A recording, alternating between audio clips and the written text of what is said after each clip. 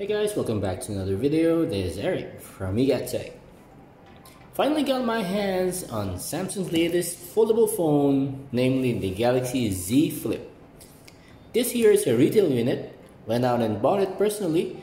Pretty pricey though, at around 79,990 Philippine pesos and roughly converted to around 1,500 US dollars. Might be cheaper in your part of the world, but that's how much it is here. Now let's get this phone unboxing going.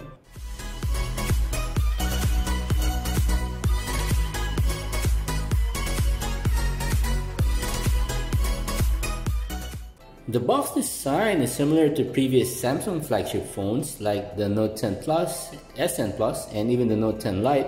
On the right side, we've got the Samsung Galaxy Z Flip written on it, and on the front, you've got a big Z letter in the color of the phone that you actually picked. In this case, this is the mirror purple color. Though here in the Philippines, it only comes in the mirror black and the mirror purple. There's also actually another color, the mirror gold, but that's only reserved for specific regions. I'm not sure which ones it is. Alright, let's slide the box open and see what's inside.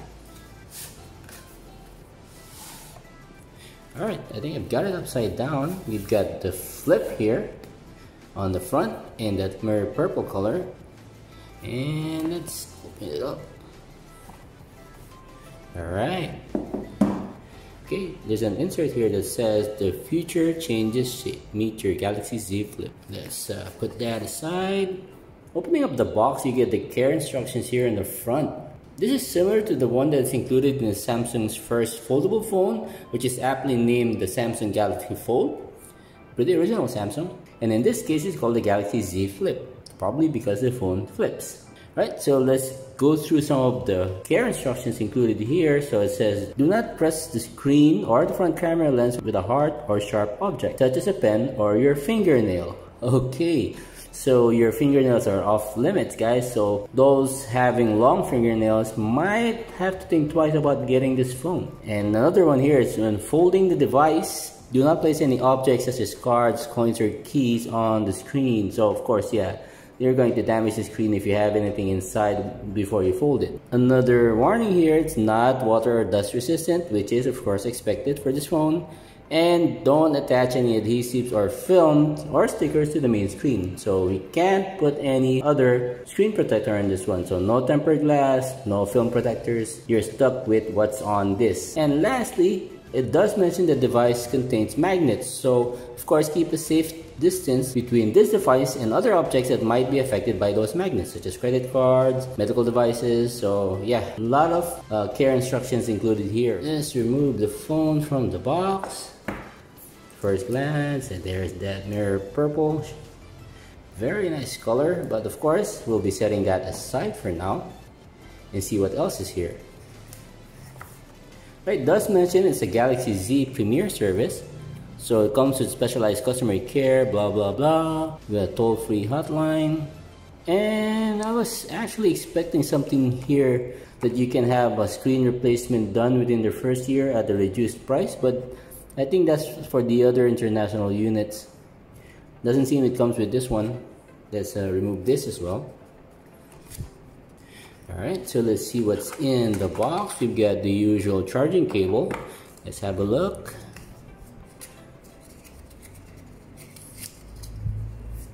Okay, it's a USB-A to USB Type-C. Pretty surprising that for such an expensive device, they still use a USB-A to USB Type-C. The mid-range A71 I recently unboxed already came with a USB-C to USB-C cable and charger combo. So pretty weird there, guys. Not sure why we've got a regular USB-A to USB-C here. Probably because the charging brick that comes with the Galaxy Z Flip is still a 15-watt charger. The one that came with the Note 10 Lite and the Galaxy A71 was actually 25 watt.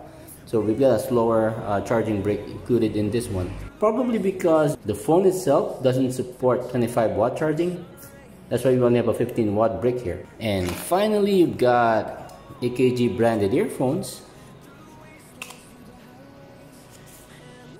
And it's a USB-C connector here, which means this phone does not have a headphone jack, guys. Either use the included AKG earphones or use a wireless solution of your choice.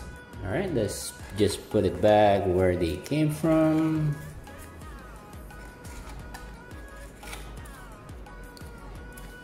Okay, in this one we've actually got... Alright, let's try to open it up without breaking it, guys. Okay, so you've got a connector here, USB-C to USB-A. Let's put that back for now. And of course, on the top of the box, we've got the usual. Let's see if I can shake it free.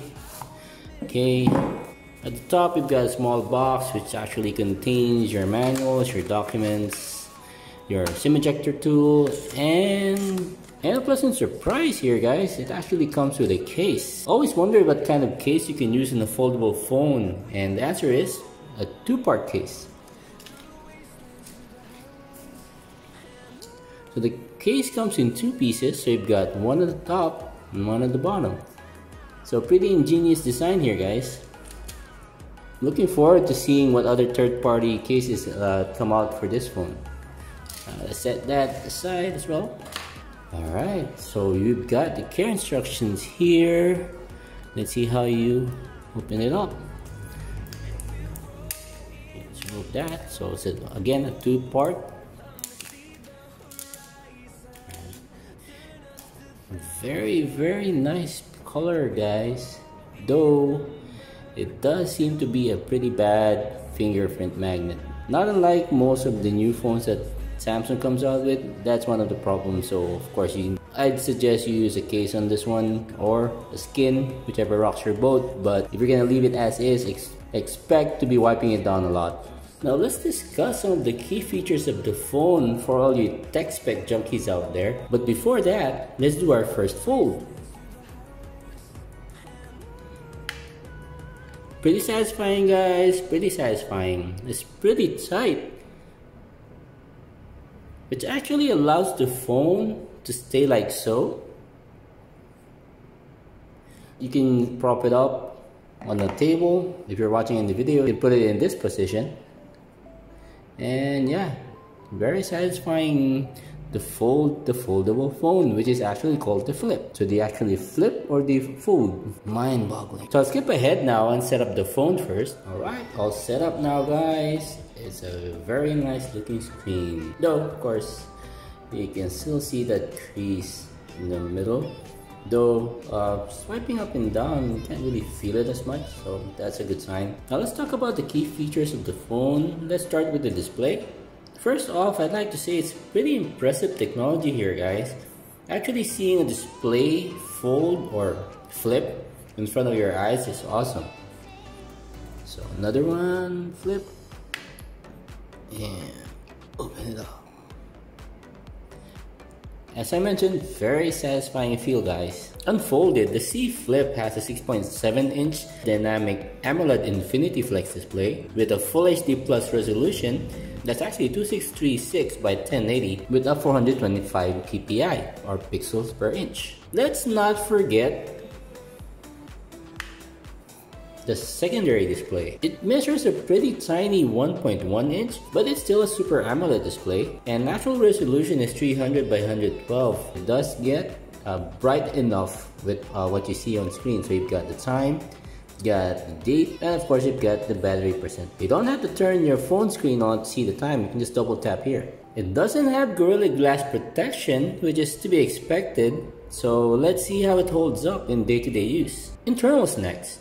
Glad to see Samsung stick with one type of chipset for all regions. This actually has the Qualcomm Snapdragon 855 Plus. A couple of notable devices that rock the same chip is the Asus ROG 2 phone, the Nubia Red Magic 3S, the Xiaomi Black Shark 2 Pro, and the OnePlus 70 and 70 Pro. If you notice, these are mostly gaming phones, so pretty sure gaming on the Z Flip will be just as good. We'll be doing my usual Antutu benchmark on this and put it up against these gaming phones, and have it uploaded on the channel as soon as I can, guys. The Z Flip comes with 8GB of RAM, 256 of UFS 3.0 internal storage.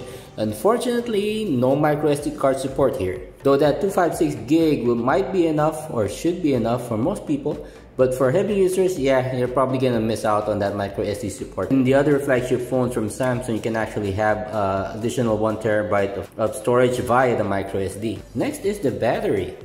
When I first saw the phone, I thought for sure that the battery capacity would be one of the features that will suffer, but looks like Samsung proved me wrong. It comes with a 3300 mAh battery, pretty acceptable capacity, though nowhere near the largest, with some of Samsung's mid-range phones actually having a 4500 mAh battery like the Galaxy A71 and the Note 10 Lite. Samsung was able to achieve this by actually having 2 batteries working in tandem. They're actually calling it a dual battery setup. So they have a battery in each part of the phone, so one here and one here. It does still support wireless charging up to 9 watts, but only maxes out at 15 watt quick charging. I've got a wireless charger here, so let's do a quick wireless charging test. Alright, let's see if the wireless charging will work. Let's just put it on top. And there you go. Charging wirelessly. For those who didn't see it the first time, let's remove it and put it in again. There you go. Charging fine. Let's see if we get any kind of notification by putting the phone like so and then putting it on the charger.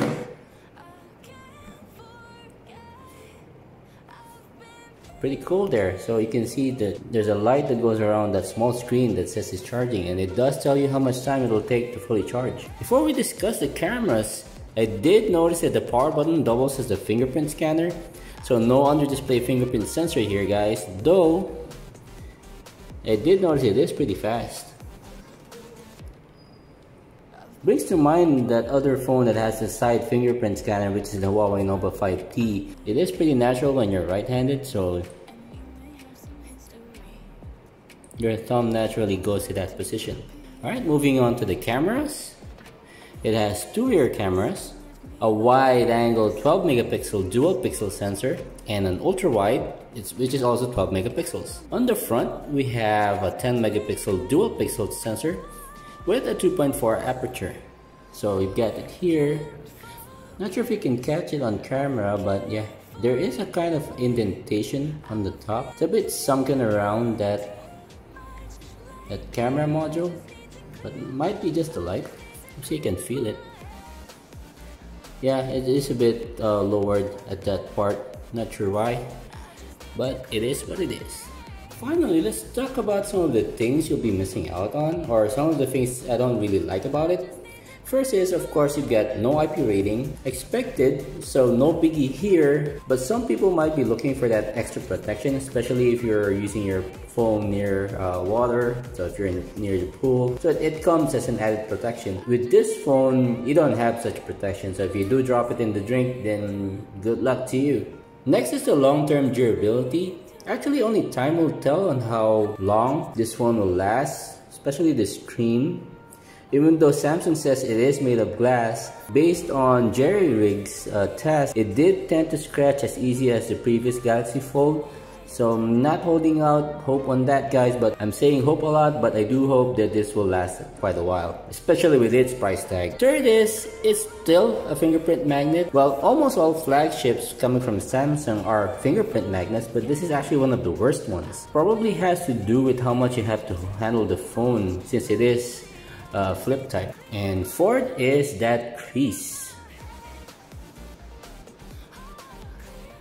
Pretty hard to see at certain angles, but running your fingers across the display, you can feel that there is a crease here. It's very noticeable, though not as bad as the one on the Samsung Galaxy Fold.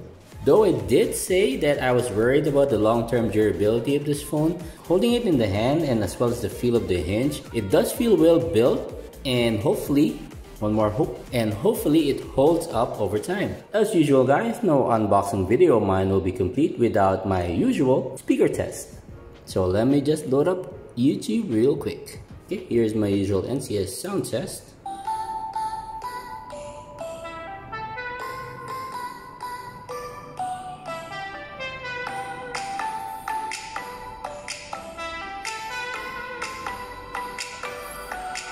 Alright, pretty good speaker test. Unfortunately, guys, it only has a single downward firing speaker here. You can see it at that side. and it's not the stereo setup that we're used to. Pretty weird with the price tag associated with it, but of course you're probably paying for the flip tech that you've got on this one, or the foldable display. And one thing I noticed, guys, is that because of the tall aspect ratio of the phone, there is pretty big bars or black bars on the left and right. You can still zoom in, but of course you'll be cropping the video by a lot. And now in this angle, you can actually see the crease running down the middle. Lastly, let's discuss who is the phone actually for. I honestly think that this is one of the most refreshing new phones to come out in a while. It also feels less bulky in your pocket, especially if you have slim pants or slim jeans. But are these things actually enough to justify the high price tag? If you want Samsung's latest and greatest, the S20 series is actually a better option with new camera tech and of course Samsung's latest chipsets. But on the other hand, it doesn't compare with the looks you will definitely get when you whip this out in public. For some, it might be a novelty feature, but in my case, I did use a couple of flip phones in the past, but those are Nokia's. And of course, having that kind of option here also feels pretty good. The only other foldable flip phone that you can get is the Motorola Razr, which is actually more expensive than the Flip Z. And I do feel that this is actually better made. Though I haven't had the chance to test that out, I'll try to see if I can get that phone from other channels. So with that, let's end things here. Of course, I'll be doing a more in-depth review of the phone after using it for a while. I'll be including a camera review as well and see how it holds up in comparison with the older Samsung flagships. And of course, I'll be comparing it with the S20 Ultra. So let me know in the comments down below whether this piece of tech is something that you want to get. Until then, like and subscribe, hit that bell icon notification, and see you all on my next one.